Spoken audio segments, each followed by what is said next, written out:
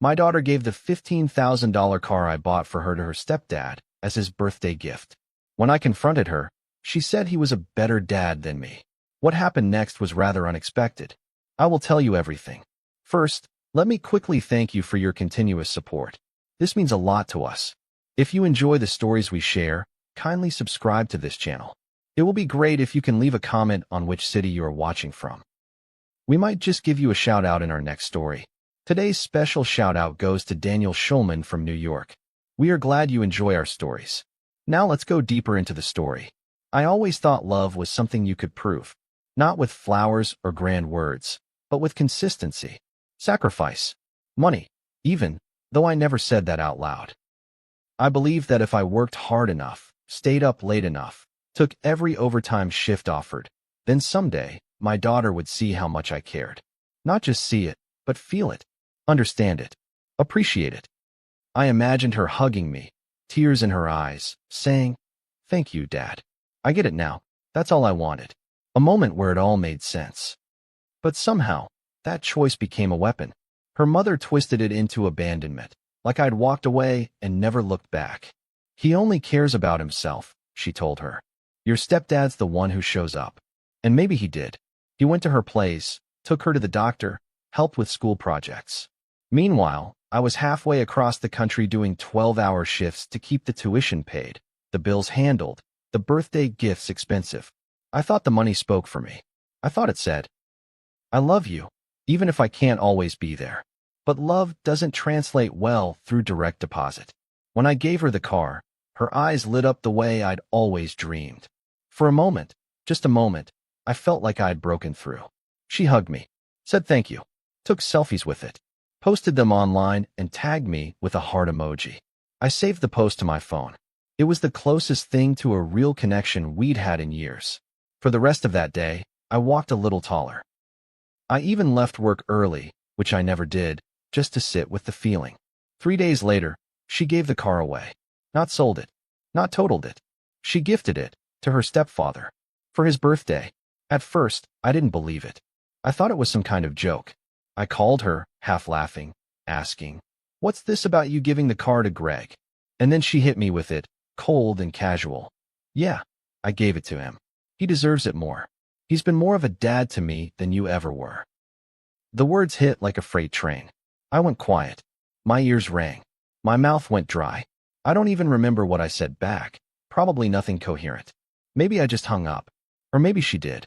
All I know is that I stared at the phone for a long time afterward, trying to understand how we got here. I wasn't perfect. I knew that. But I never thought I was nothing. I never thought she saw me that way. Disposable. Replaceable. Like all those birthdays I missed meant more than the roof over her head, the braces on her teeth, the groceries I paid for every week without fail. Later that night, I poured myself a drink.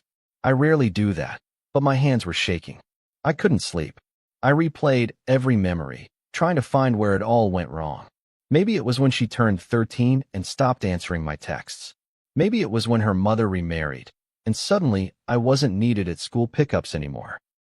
Maybe it was when I stopped fighting for custody because I didn't want to drag her through court. I told myself back then that peace was better than war, but peace has a price. Sometimes that price is being forgotten. I stared at the car's finance documents on my kitchen table. Her name wasn't on them. Mine was. I was still paying monthly for a gift I no longer had control over. That was the moment it clicked. She didn't just betray me emotionally. She stole from me. Took what I gave her out of love and handed it to another man like it meant nothing. Like I meant nothing. And the worst part? She didn't even feel guilty. I wish I could say I cried. That it all poured out of me, and I felt some kind of catharsis. But I didn't. I just sat there, frozen, numb. A strange calm came over me. I wasn't going to yell. I wasn't going to beg. I was just done. Done being the invisible father. Done being the wallet. Done chasing a child who only saw me when she wanted something. I pulled up my banking app and began revoking every linked account. Her rent, gone. The card she used for groceries, cut off. The car payment, stopped. If she wanted to be Greg's daughter, then let Greg take care of her. By morning, it was all done. I blocked her on everything. My phone, my email, even social media. I knew the calls would come eventually. when the card declined at the grocery store, or when her landlord knocked on the door. But I didn't care. I felt lighter than I had in years. Not because I stopped loving her, but because I finally started loving myself. Enough to walk away from someone who didn't see me. Enough to say, this isn't what love is supposed to feel like. Let her go, I told myself. Let her feel what it's like to live without you. She made her choice. And so did I. I didn't expect her to reach out so quickly. Not even a full day had passed before the texts started coming in. At first, they were subtle, question marks, a hey, followed by a string of passive-aggressive, guess you're busy messages. But by the third day, she cracked. Did you cancel the rent card? My landlord is threatening eviction. I didn't answer. That silence must have hit harder than anything I could have said, because the next message was a novel. She accused me of being petty, immature, vindictive. You always use money to control people, she wrote. You think just because you paid for stuff, it makes you a good parent. But parenting is about being there, not just throwing money at things and disappearing. That was rich coming from her. Coming from the same girl who'd been swiping my card every time she wanted brunch, or to cover her friends' drinks, or to upgrade her phone. I'd been absent, sure, but my money had never been. I sat with her words longer than I should have. They wormed their way into my brain. Maybe because some part of me feared she was right. Maybe because it reminded me of her mother, how she used to twist things until I questioned my own memory. You were never around, her mom used to say, conveniently forgetting the nights I spent on a cold airport bench just to make a 6 a.m. meeting that would cover the school tuition. Greg actually shows up, she'd add, like being physically present was the only currency that mattered. I could never win in that house. If I worked too much, I was neglectful.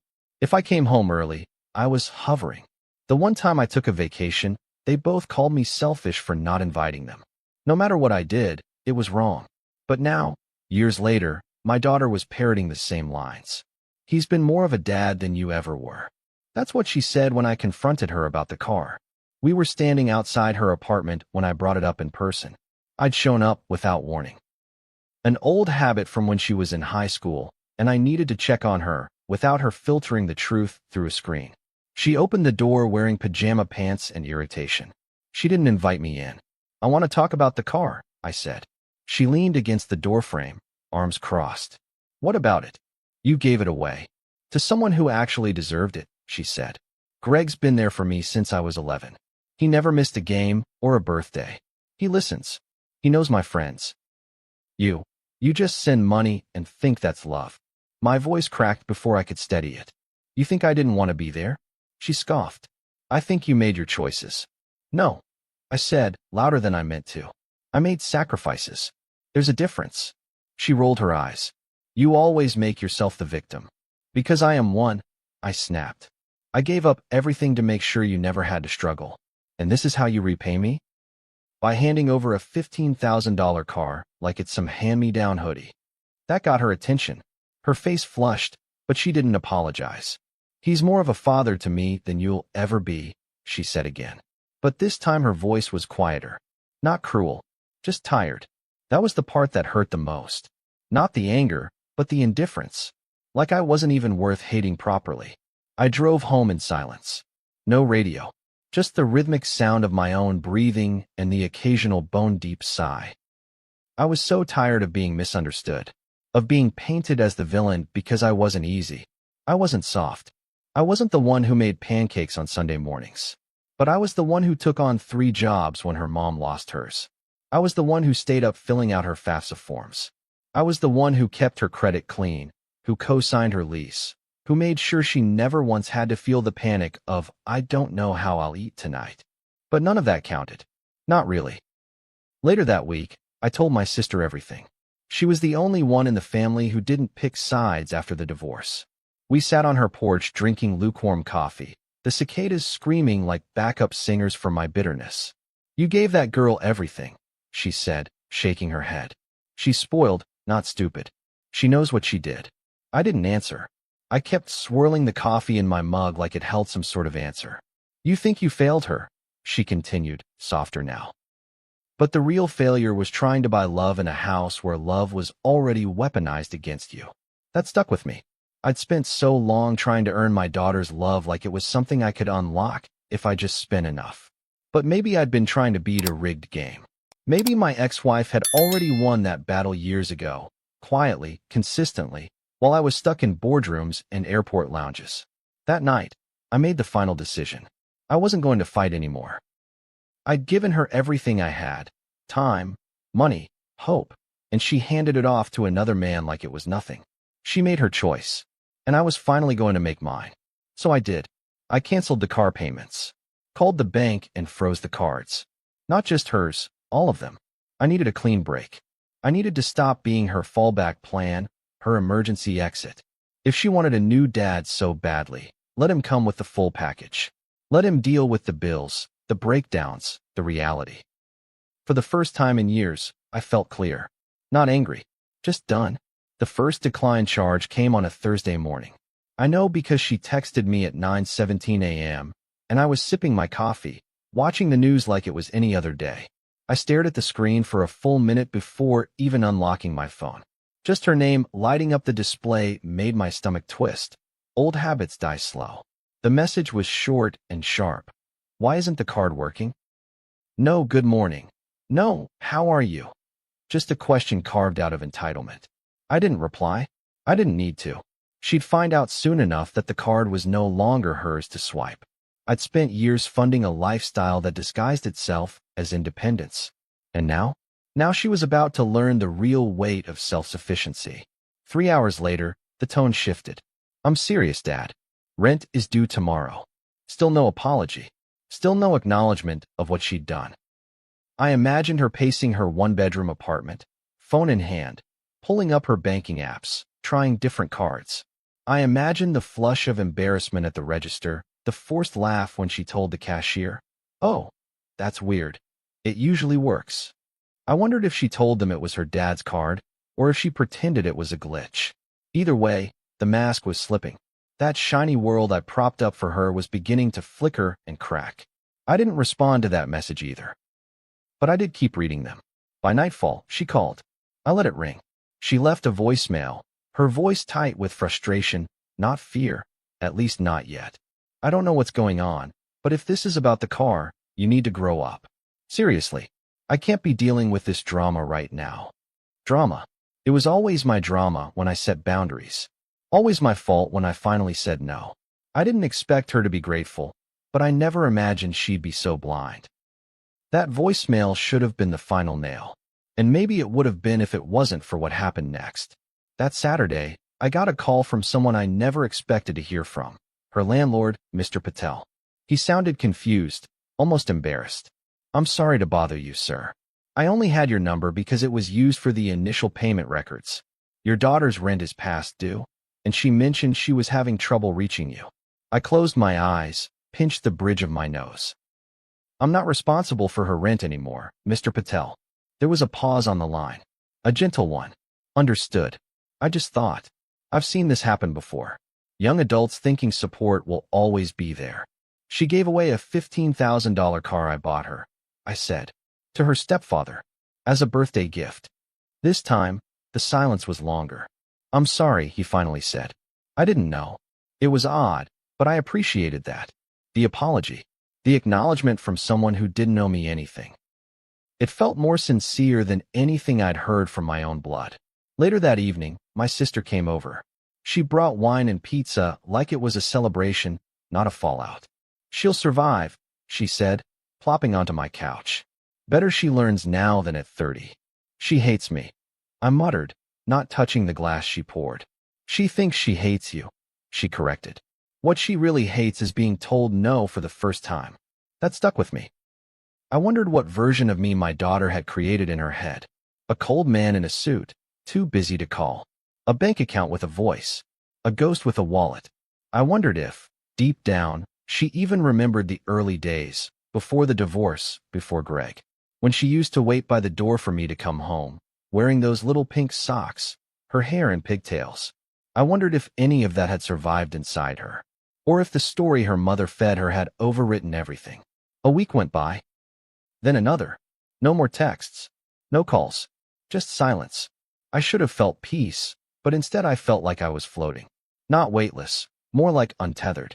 Like a balloon snipped from a child's wrist, drifting into a sky that didn't care where it landed. There's a strange grief in choosing yourself. People talk about healing like it's this empowering, clean thing. But it's messy, lonely. It comes with its own kind of guilt. I kept checking my phone without meaning to. Every ping made my heart leap. Even spam texts had the power to make me hope. Then came the knock. It was almost midnight. I thought maybe it was a neighbor or a package delivery gone wrong. But when I opened the door, there she was, my daughter. Hoodie pulled tight over her head, arms crossed like a shield. Her eyes were puffy, nose red, but she wasn't crying anymore. Just standing there, silent, like a ghost that wasn't sure it was welcome. "I need a place to stay," she said, her voice barely audible. I looked at her, really looked at her. The exhaustion, the hunger, the stubbornness still etched in her jaw. For a second, that old instinct flared up. Let her in, make her tea, find her a blanket. Fix it. But I didn't move. "Did you ask your stepdad?" I just looked at her, long enough for the silence to do what words couldn't. "I'm not here to fight," she said. I didn't think you'd actually cut me off." "I did." She hesitated. "You don't care that I'm being evicted?" "No," I said, and it surprised even me how calm I felt. "I care that it took eviction for you to see me." She flinched. Just a little. But it was there. "You made your choice," I said. "You picked your side. And now, I'm picking mine." I closed the door. Not slammed. Just closed. Firm.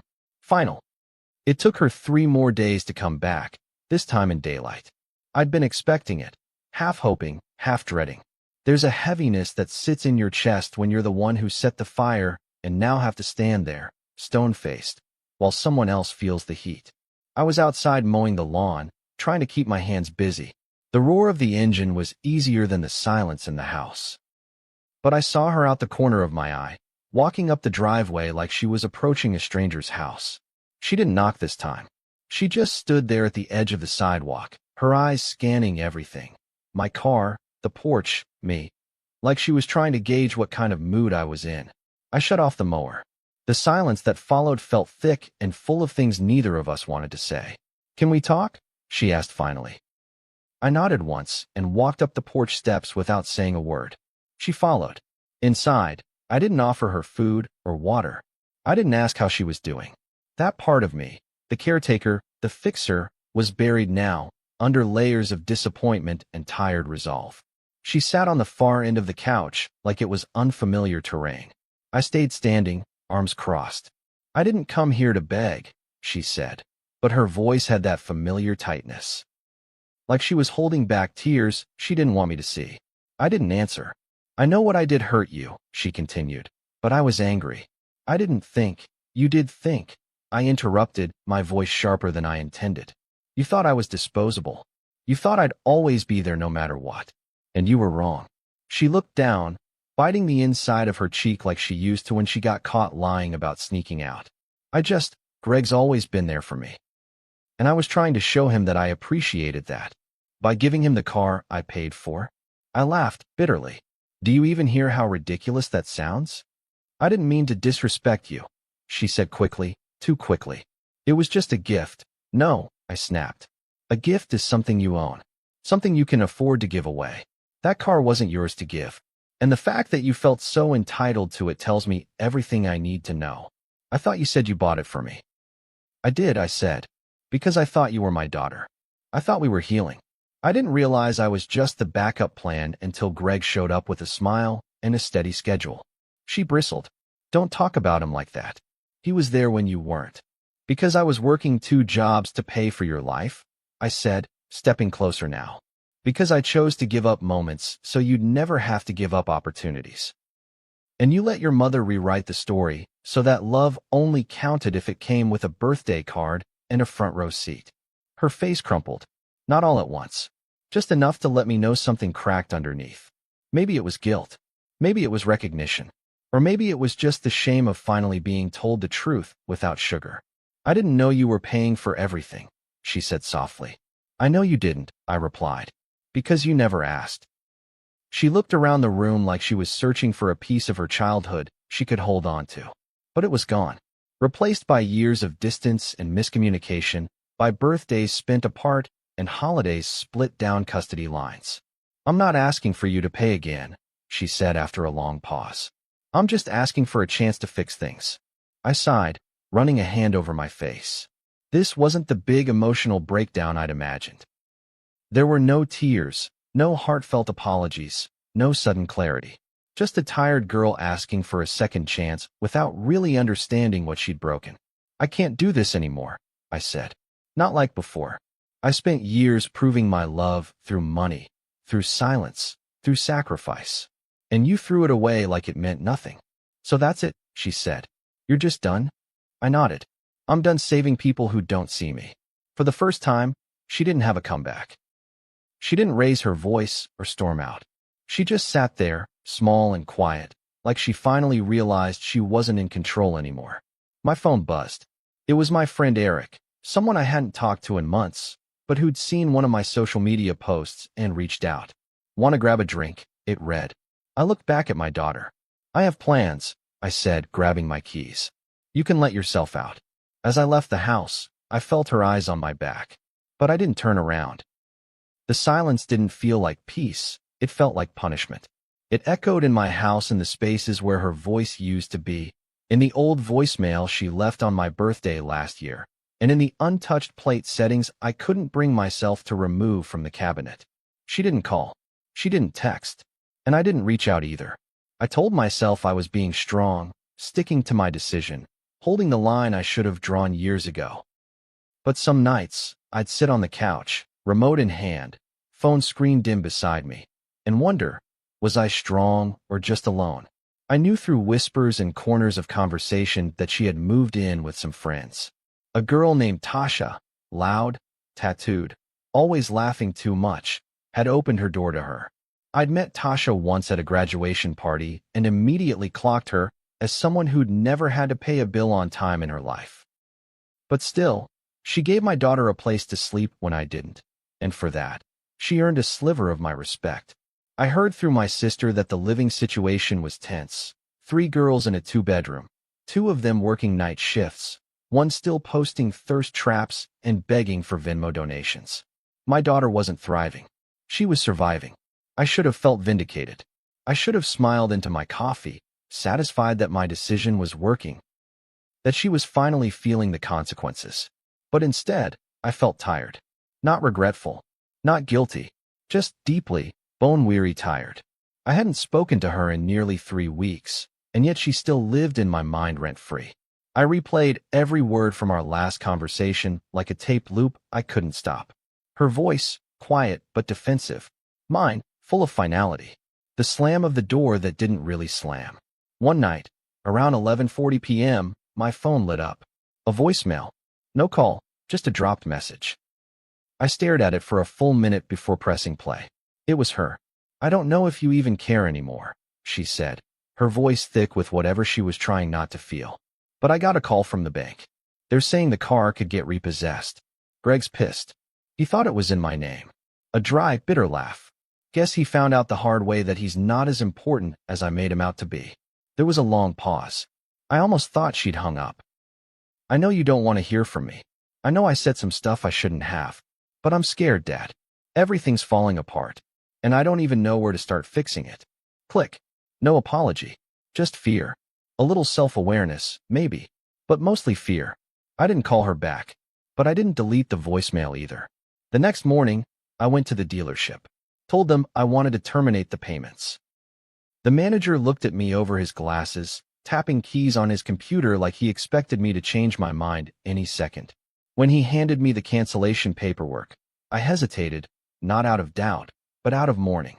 Signing that form felt like letting go of more than a vehicle.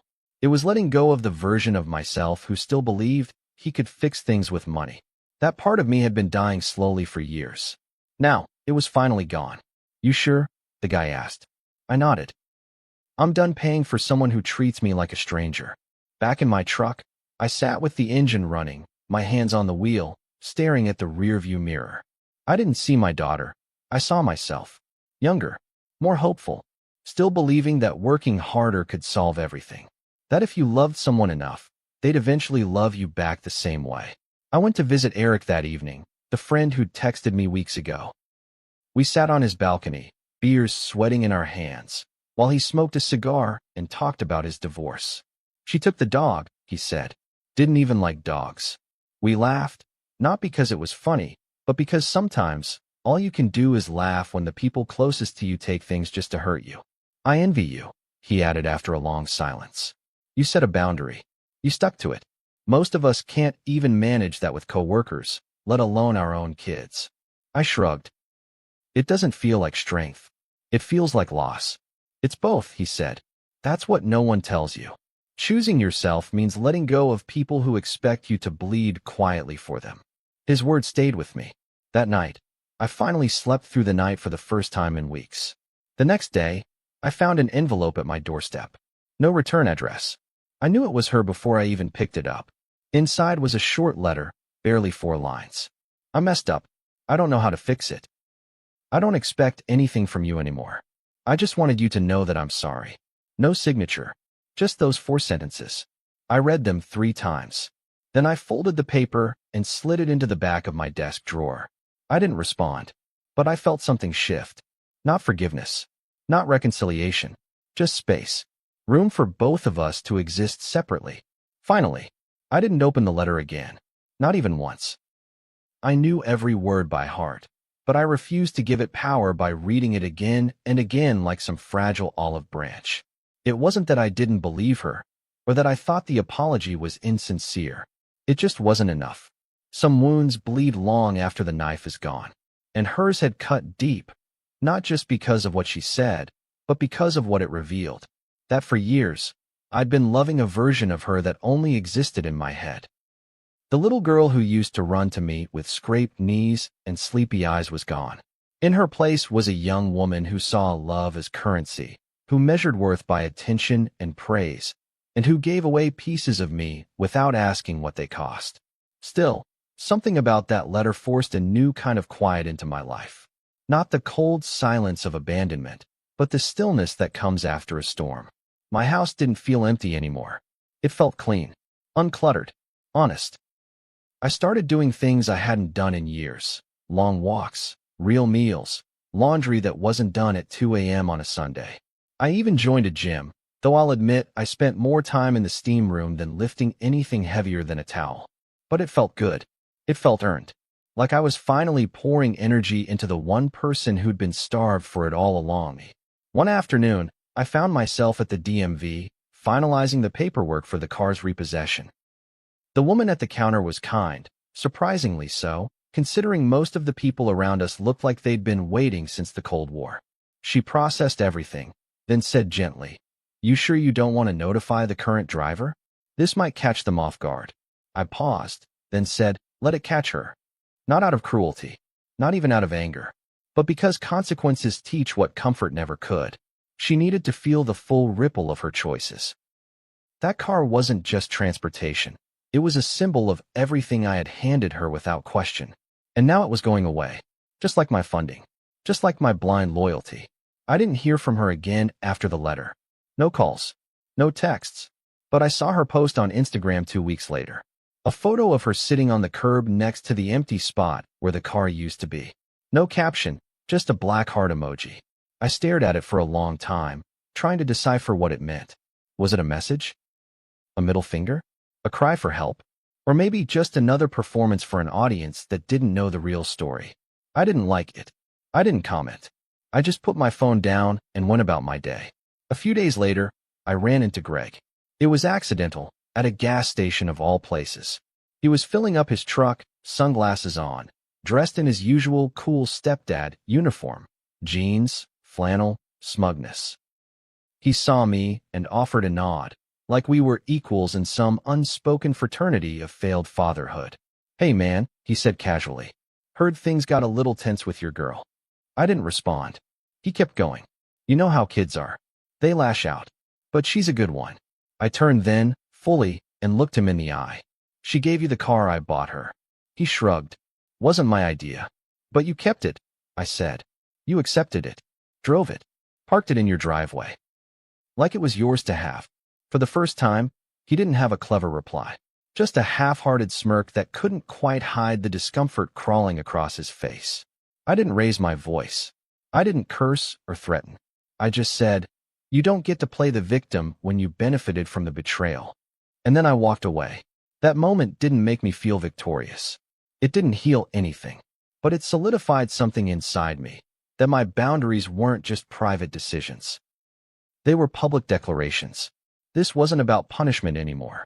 It was about preservation. Months passed. I never reached out. She didn't either. But sometimes I heard about her, through mutual friends, through vague comments my sister dropped in conversation. I knew she found a part-time job at a bookstore. I knew she was taking night classes again. I knew she was still struggling with bills, roommates, adulthood. And quietly, I hoped she was learning. Not to fear me, not to chase me, but to finally understand me. I didn't want an apology anymore. I didn't want a reconciliation. I just wanted to live a life that didn't revolve around trying to earn love that should have come without terms.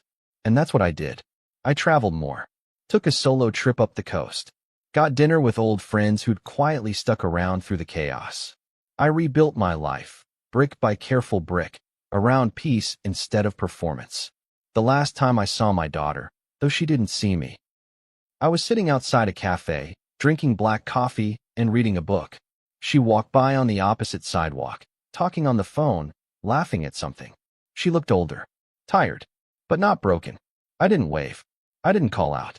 I just watched her walk past and whispered something under my breath. This time, I'm choosing me, loud enough for everyone to hear. Have you ever had to choose yourself over someone you love? Someone who couldn't see your worth until you walked away? If this story hit home, drop a comment and tell me your experience. I read every one. And if you're navigating your own storm, setting boundaries, cutting ties, or just learning how to protect your peace, hit that like button and subscribe for more real-life stories that speak to the heartbreak and healing we all go through. This space is for all of us learning to choose ourselves, loud enough to finally be heard. See you soon in the next story.